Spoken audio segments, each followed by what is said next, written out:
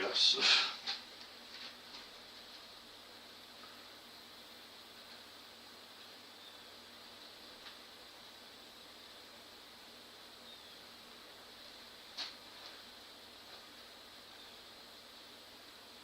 Start virtual camera.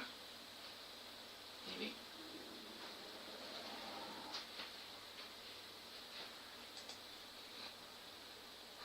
Stacy's watching. I just saw that. Okay. Oh, and we have video. Nope. Somewhere we have video. Okay. It's showing something. Are we live? Yeah. Stacy, you're live. Do you see, Stacy, do you see Nathan on camera? Just walked off? No, I'm like, there's a hell of a delay.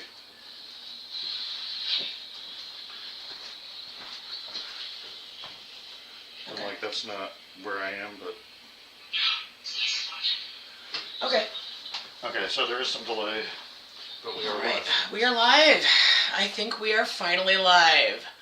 Holy crap. This has been a thing. Sorry. Anyway, all right. I'm going to kiss this guy real quick. All right. All right, best of luck, dude. Thanks. He's off to go pick up my kid. They are working right now. I'm going to grab some coffee because this has been an event. Nothing like being almost an hour late to your own live stream. I'm late for everything. All right. Okay, we're back. Hi. Welcome to Creating Beautiful Shower Steamers. Supercharge your self-care with magic. Hi, I'm Jenny. I'm with, I own Jen and Tonic. I've been making, Jen and Tonic is a very small batch scratch-made bath and beauty and candle shop, for lack of a better term. I'm working on the ums, I'm sorry. I'm really nervous today, so, anyway, okay, so, I'm Jenny. Like I said already, I founded Jen and Tonic in 2018, and I've been making shower steamers ever since then. I didn't start making them actually until 2020. At the height of the pandemic, when we were all forced to be locked down, I noticed that like all of my friends were stressed and depressed and all sorts of stuff. So I decided to create a collection that I ended up calling the Luxurious Relaxation Collection. And shower steamers were one of the first things that I made with that. And here is one right here. So today we are going to be making, actually, shower steamers. Alright, so what are shower steamers? Shower steamers are a little puck of happiness that you put in the bottom of your shower. And they release aromatherapy as they kind of like melt and fizz and what have you. So as soon as they hit the hot water, they kind of start bubbling and fizzing and doing everything like a bath. They're kind of like a bath bomb, but for your shower. So they're super fun. And they're pretty easy to make. So we're going to go ahead and make some today.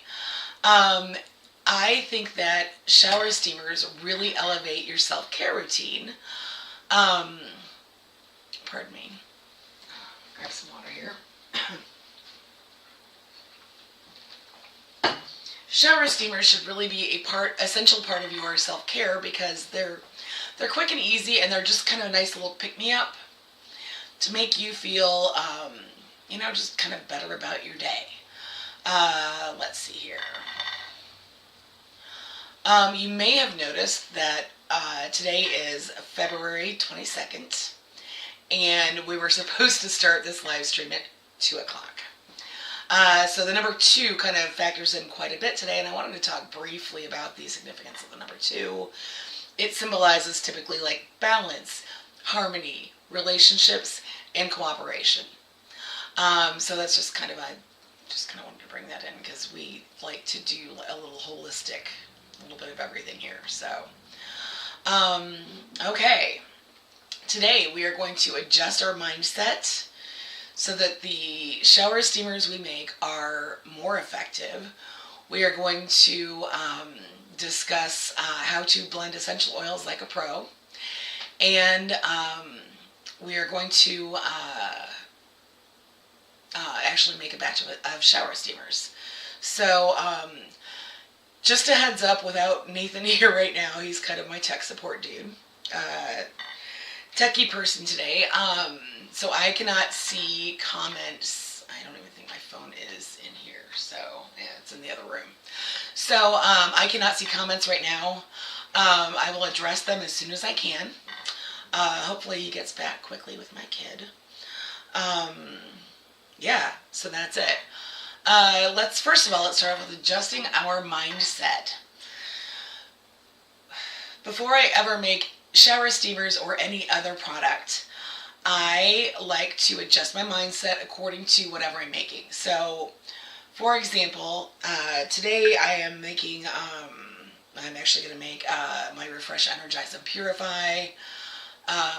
They were quick, easy, and I only have like one more batch to sell, so I've, kind of need some of those. But yeah, we're going to adjust our mindset. We are going to ground and center, do some nice breathing exercises, and kind of visualize what our goals are with this, with making these shower steamers. Is your goal relaxation? Is it to kind of give yourself a little fresh outlook on life? Is it, it can be whatever you were trying to accomplish. Often, relaxation and de-stress is at the top of my mind. Tell me I should have used one of these earlier when taking my shower for the day. Anyway, all right, let's go ahead and get started.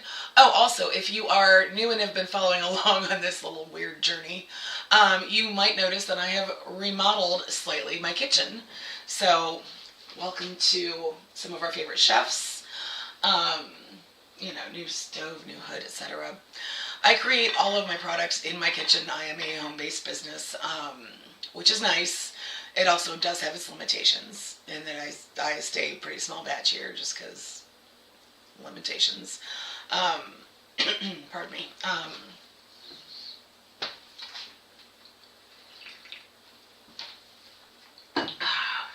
Yay, water. Yeah, so a little quick tour of this side of the kitchen. The other side is pretty well hit and filled with filming equipment right now, so all right, so we are going to, when I say adjust our mindset, let's ground and center, kind of, visualize yourself, kind of pulling yourself into your center, into your core. Take a deep breath in, and just kind of feel all of that energy coming in and flowing through your feet into the ground. It's really helpful if you are not wearing shoes. I am wearing shoes right now because whatever. I actually don't like to work barefoot because I think it's actually unhygienic. I also usually have my hair tied back. I always have my hair tied back whenever I'm on camera or whenever I'm creating product, not when I'm on camera. However, it's not a really attractive look usually, so here we are. I am working with my hair down today. All right, so we are breathing, we are calm, we are breathing in calm energy, and we are putting any anxiety, stress, whatever is going on in your life today, we're putting it into the ground, and it can stay there. I don't need it, you don't need it. Why is it part of our lives? Okay, so now that we have kind of adjusted our mindset, I wanted to get into discussing what all you will need for today. On my website, I put up, actually I think I said this, I sent the links out. If you registered to save your seat on the website, you should have gotten an email earlier today with the, that tore off, with the recipe card, and it's printable. I have not uploaded the printable version of it yet, as I just created that a couple hours ago. Pardon me. And There is also a sheet with ingredients and materials that you will need for today. Um, and both of those both are PDFs, and they should have come over in an email to you. If you are not, I will put them up this afternoon on my website, genandtonicbeauty.com. That's all one word, no. It's www.jen, Jen, and and tonic, TONIC, beauty, BEAUTY.com. All right.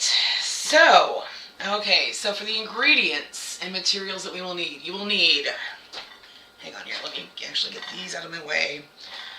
These are just, as I sell them, they come in a box. There's 3 in a box. I individually wrap each one in little foils. And this is what they look like. Aren't they pretty? All right. So, for materials, you're going to need a bowl for mixing. I like to use a colander as a sifter. Measuring cups, measuring spoons.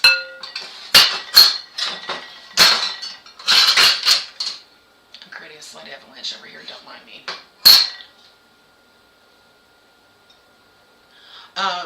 I also just realized that my microphone is unplugged. So, that's amazing. Sorry, my laptop microphone is not facing me right now, so I hope the audio is at least okay. Anyway, you all seen spatulas, a whisk, and I think that, and a spray bottle of witch hazel. Pardon me. As for ingredients, you will need baking soda, citric acid,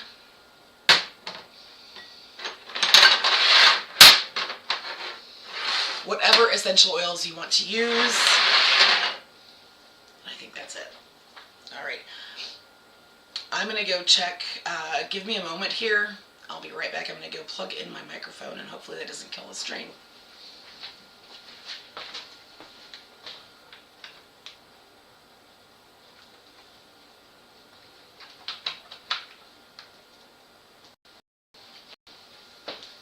There. Is that better? I hope the sound is a little bit better. Hang on here. Let me also grab some more water.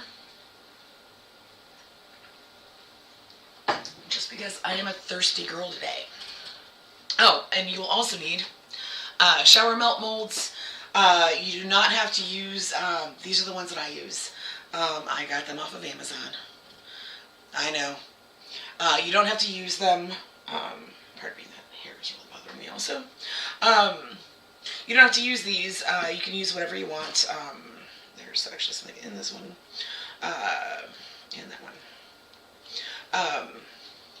You can use things like, let's see here. We'll get into that here in a moment. You don't have to use those. Those are just what I choose to use because they embody my brand and what I like. I think they're really pretty. Hey, Cleo. My cat just wandered into the kitchen. She's really confused right now, so also bear with me. Okay, so we have covered a lot of things so far. Okay, so alternatives to, I wanted to get into the ingredients that you'll need today. Baking soda, sodium bicarbonate, whatever you want to call it. You probably already have this on hand if you do any baking at all.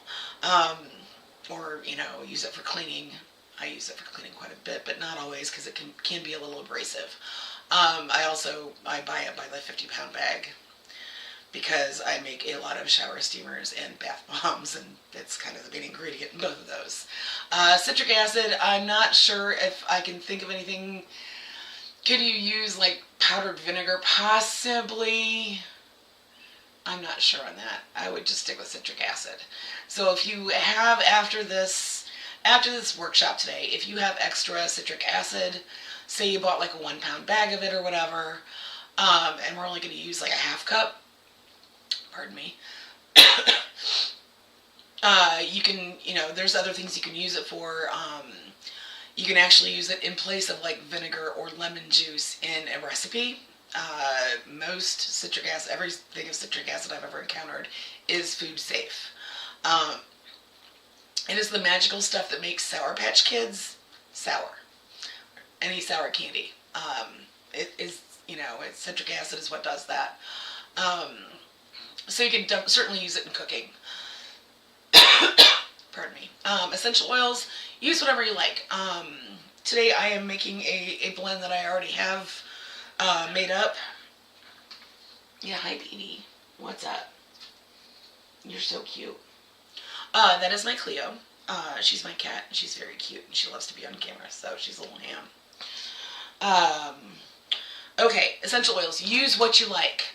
We'll go over here in a little bit. Different rules, I guess, of essential oils and what have you.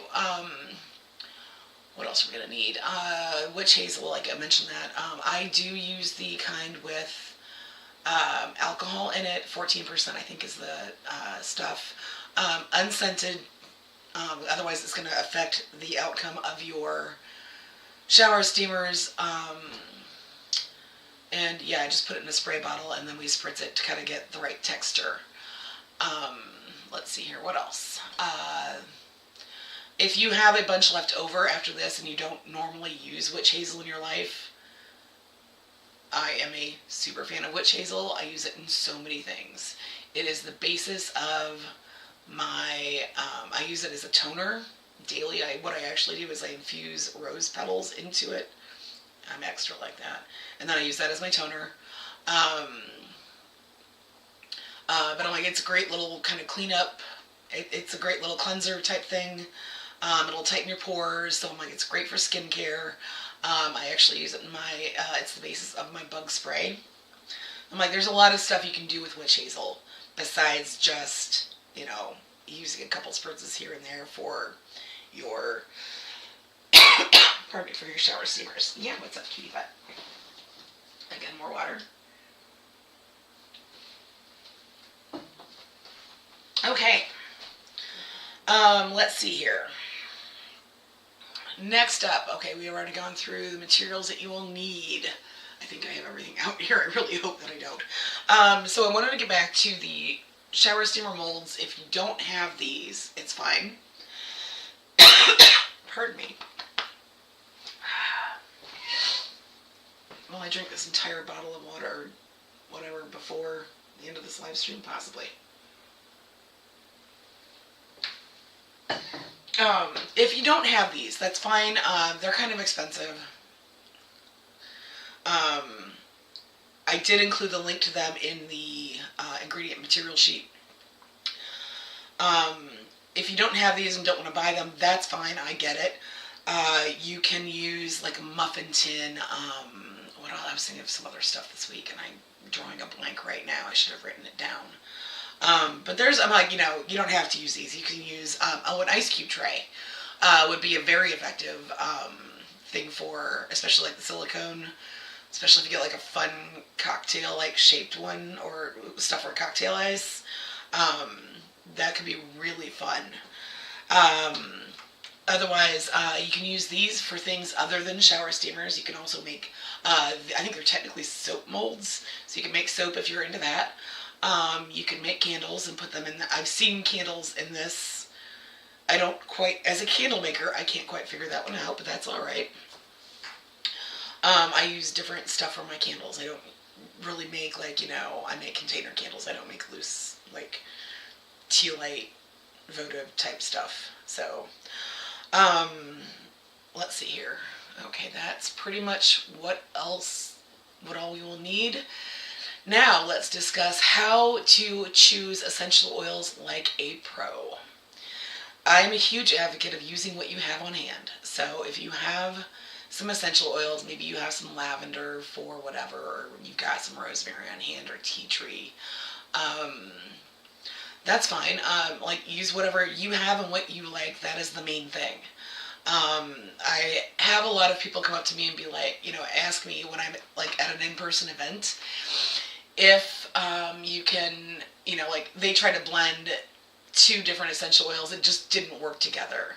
So, I mean, my best tip for that is literally how we kind of determine things here is uncap your essential oil that you want to use.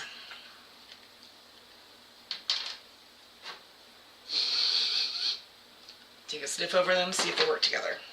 If they work together, great. If not, that's fine. You can, keep trying without actually losing any essential oil because I know they're expensive. I am also not here to advocate for any MLM like doTERRA or Young Living essential oils. Those are, I use them, essential oils for, I use them so I tend to buy them wholesale because I'm not the end user. I'm using them to make product. Nothing against those brands. If you want to use one of those, if you're beholden to one of those, if you are one of their sales people, if that's what you want, by all means, go for it. It is just not what I choose to use. So we've talked about essential oil brands. Now let's get into what are essential oils and how to use them safely. I don't know, drop a comment and let me know what your favorite essential oils are. What's your favorite scent? That's often where I start with a lot of things. So essential oils are highly, highly concentrated plant material. They are literally the essence of the plant. Every plant has them, but then essential oils basically manipulates them to make them even more concentrated. So they are very highly concentrated, and for that reason, they come with safety rules, at least in Jen's world. A lot of people tell you not to blend more than 3 essential oils at a time. I say you do you, boo-boo. Most of my blends have 5 to 7 essential oils in them. So, and I kind of some just tend to smell stronger than others. My lavender is super soft. It's beautiful. My peppermint, as a rule, is very strong, so I tend to use it in smaller ratios in a recipe. There are certain essential oils that will absolutely overpower anything else in whatever recipe you're doing. So you might want to dial that back and use those in a little bit less concentration. Let's see here. After that, let's see. We're going to get into essential oil safety. Pardon me. Number 1 rule. Number 1. Never, ever ingest essential oils. Don't put a couple drops in your water. Don't add oregano essential oil to your spaghetti sauce. Use the actual plant. It's so much better. Because they are so highly concentrated, it's just simply not safe to ingest essential oils in any concentration ever, period. Some are not food safe, etc. Also, in that vein, you are never going to use them directly on your skin. At least you don't want to use them directly on your skin. If you have ever, there are 2 that come to mind that really stand out to me as if you put them on your skin undiluted, it burns like hell. And that is, one is peppermint, and the other one is tea tree. They just sting, they burn, they can actually leave you with chemical burns if you use enough on your skin without properly diluting them. So that being said, that brings us to rule number 3, which is always properly dilute your essential oils. I typically use a 2% concentration because that is generally regarded as safe for all skin types. Shower steamers, you're not actually you're not really going to have that much contact with your skin. So I don't stress about it too much. But I do like to keep them in that 2% range just in case, just because. So that's 2% of your total formulation. No more than 2% should be essential oils. So I'm like, there's a little leeway if you like, infuse your own herbal, do your own herbal infusions, which I do sometimes. You can use a little bit more because it's not as highly concentrated as an essential oil. If your essential oils are diluted into a carrier oil already, like a lot of people will put them in like fractionated coconut oil or sunflower oil or jojoba oil, etc. Almond oil, something along that line, that's fine. 2%. 2% is kind of your rule of thumb, and it's actually a really easy calculation. General guideline is 2% is going to be a teaspoon per cup of overall aggregate material. So, like in this, in the recipe we're making today, it'll make about a cup and a half of product, and you're going to use about a teaspoon and a half, more, right around there of essential oils completely. All right, let's see here, what else? All right, should we just get to making them? Let's get to making them. All right, so when you are making your essential oils, there are a couple of, when you're making your, not essential oils, when you're making your shower steamers, don't mind me. I'm going to grab some water before we get to this. When you're making your shower steamers, there is an order of operations, kind of more or less, for lack of a better phrase, that will help you make better shower steamers all the time. So the first thing you're going to want to do is put your citric acid in. Okay, we're going to go in with a half cup. I am using a measuring cup, not the liquid measuring cup. This is a dry measure. So if you're using like I don't have one readily just out of hand here. But yeah, this is not quite enough. If you are, train of thought. Hi. Kid just got home, and if you got home with them. Okay, so half cup of citric acid, and that is the first thing into your mixing bowl. There are reasons for going in this order, but citric acid is the first thing absolutely in. Next up, you're going to want, I like to sift my baking soda. And here we're going to use a cup of baking soda. Again, also using dry measure. I'm not super particular in this. I tend to overfill the cup a little bit. But I do always use a dry measure cup, not the pourable liquid measuring cup. There we go. That's what I was looking for. And then I'll put this right into my colander here.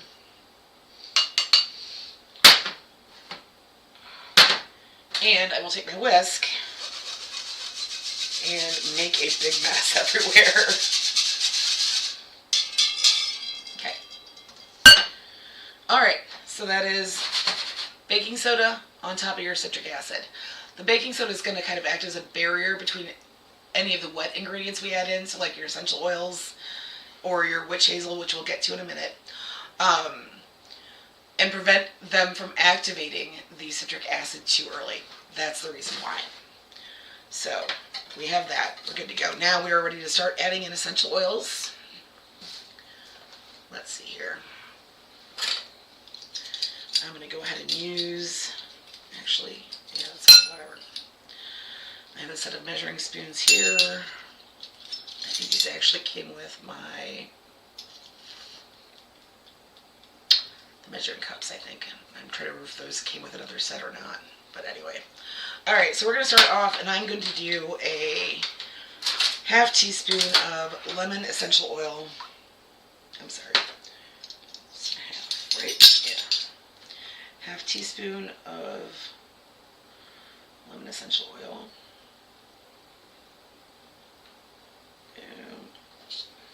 And just dump it right on top of the baking soda. And then I have these all turned around so that they're in the correct order here. We're going to go rosemary, and we're going to go a half teaspoon also. I have this lovely little tool that helps me open essential oil tops, and thank you, Nathan, for that, because it's amazing. Alright. This rosemary oil is organic. I kind of like to make them spread all the essential oils also out as I'm pouring them in, so that they aren't all globbed up in one giant clump. We'll get to that here in a minute. Alright, next up we are doing lemon eucalyptus. And we're going to do a 1/4 teaspoon of that.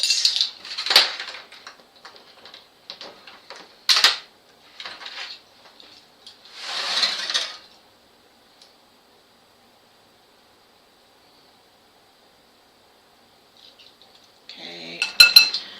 And 1/4 teaspoon of peppermint. Again, if you're using just like one essential oil, 1.5 teaspoons total. And this one is the peppermint essential oil. And honestly, I'm going to be really transparent with you guys here. I refilled these little bottles from my giant, massive bottles that I buy essential oils by the pound, basically. Alright, so that's everything for the down to that size. Now we are going to do 1/8 teaspoon, which that set does not have on it. We're going to do spearmint.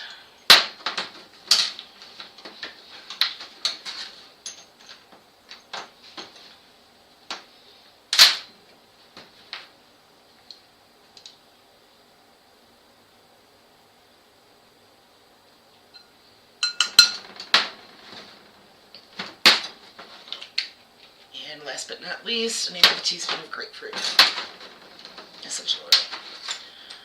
This is one that I actually like to use pink grapefruit. It's not organic. It's one of the few that I don't go organic on.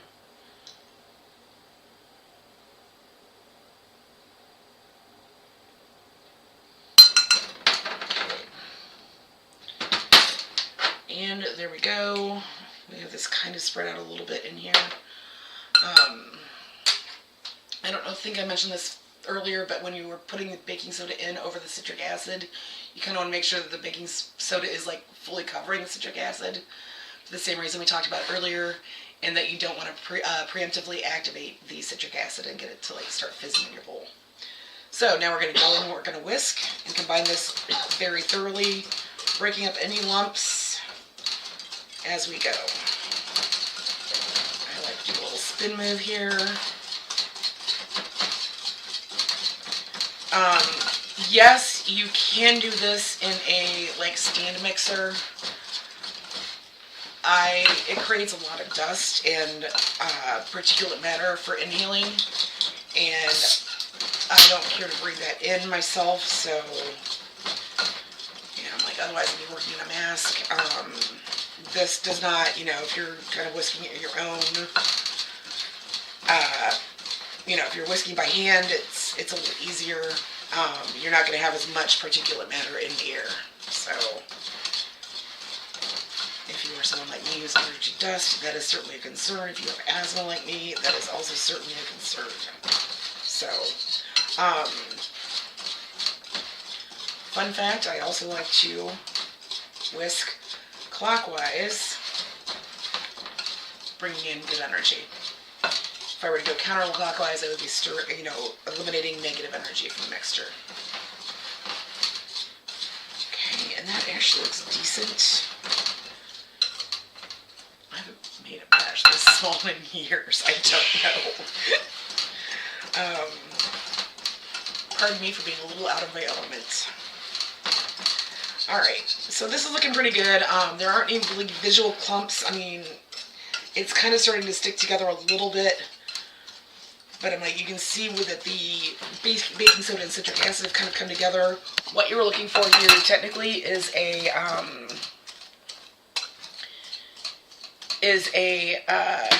like a kind of a wet sand consistency. And also Also, yes, my house does smell amazing right now. All right, now here's where your witch hazel is going to come in your spray bottle. You should already have it in your spray bottle. I didn't do that earlier because I use this a lot.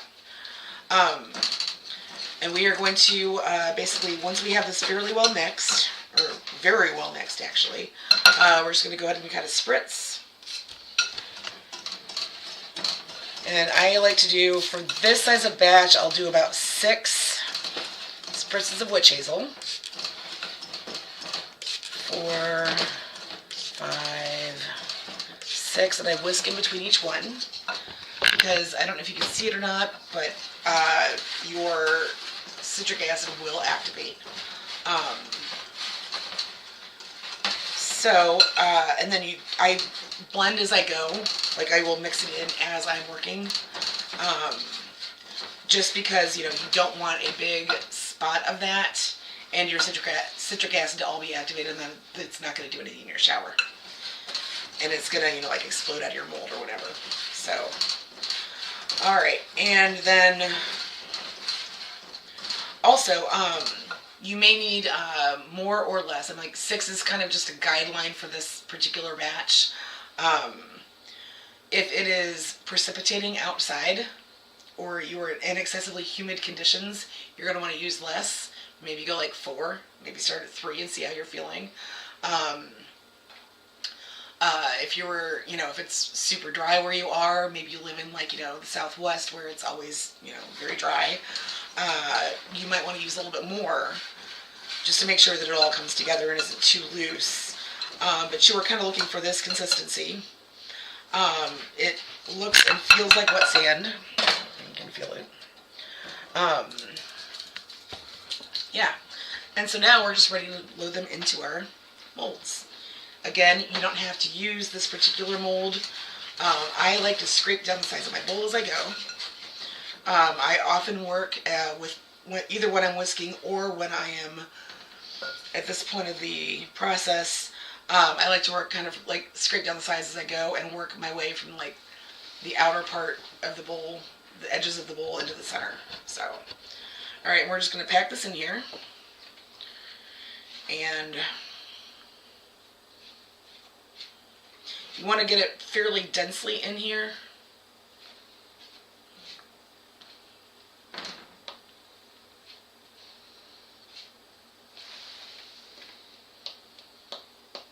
And boom. That's pretty well done. I kind of like to scrape off the edges a little bit. It doesn't matter if it's coming up a little bit right now. It will continue to do that. It's just the nature of the product. So let's go ahead and do another one.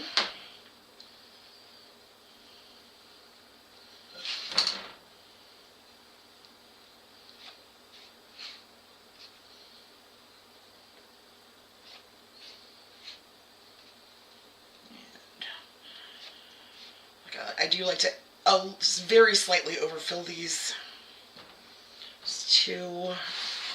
This should make about 4 shower melts, shower steamers, whatever you want to call them. Again, I like to pack it in with the back of the spatula while I'm working. If a little falls out at that point, it's okay. Just pack it right back in and keep going.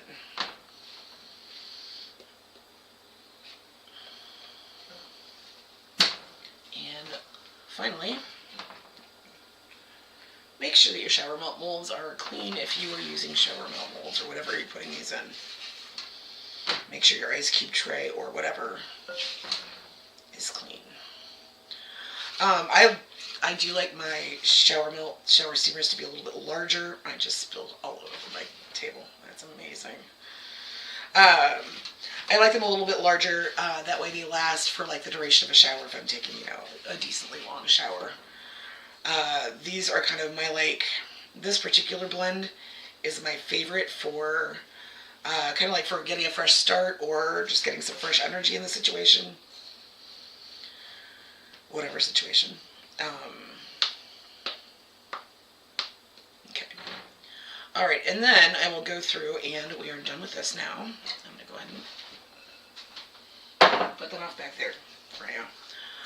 All right, and I'm going to come in. I actually use a different spatula for this. I had a large spatula at one point with this set, and it broke. So I have since learned to use a little spoonula there from this set and this spatula.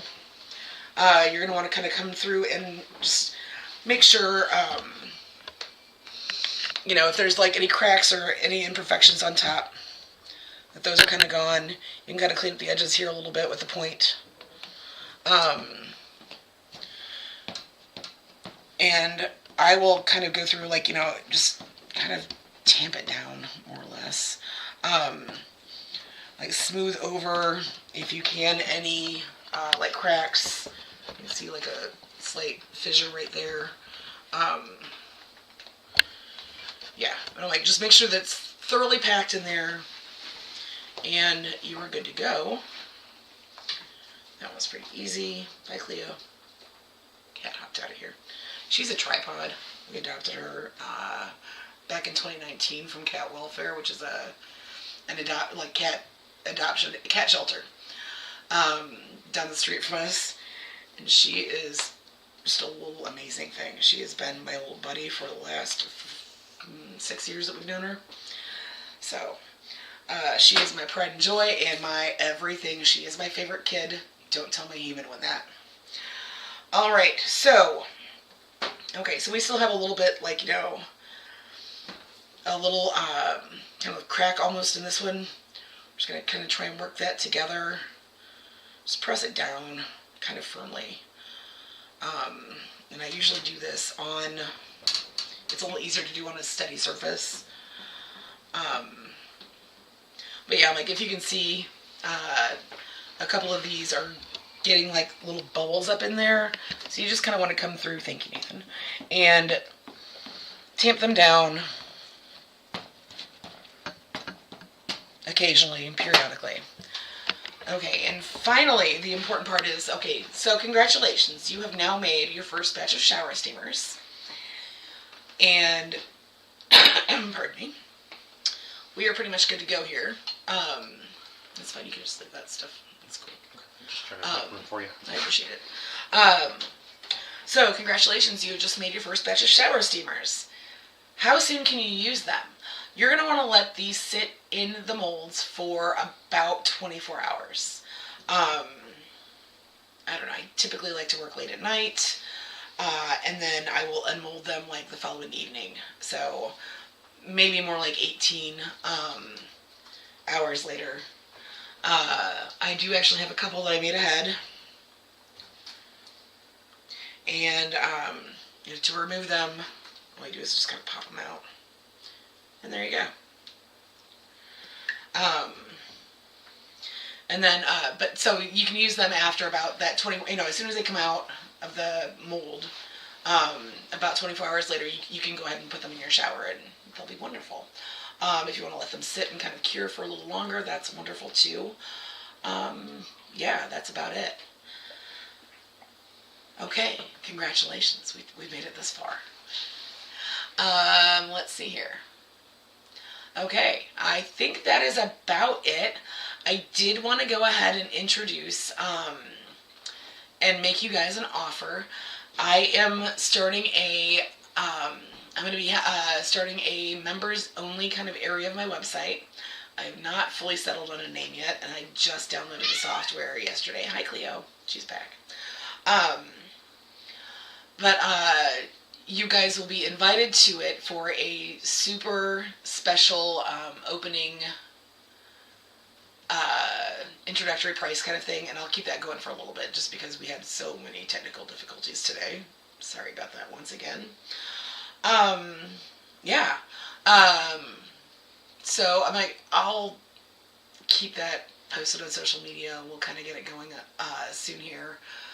I haven't really had a chance to set it up at all yet, so I want to get through that in the next week and get that going in live. I'm thinking intro price will be like $5 to join, and in there you will have more. You'll have access to more in-depth workshops like this. Like I will teach you how to make bath bombs in there, but I'm not going to do that as a free workshop.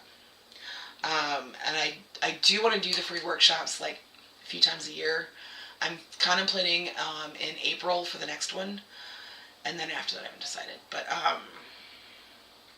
and I'm not sure what we're gonna make yet. I'm thinking maybe bath salts, just because they're fun and they're easy and they're a great gift. So yeah, just stay tuned. I hope you enjoyed this today. I hope you learned a lot. And I look forward to seeing you on ginandtonicbeauty.com in the members area very soon. All right. Thank you. Peace out. Have a great Saturday.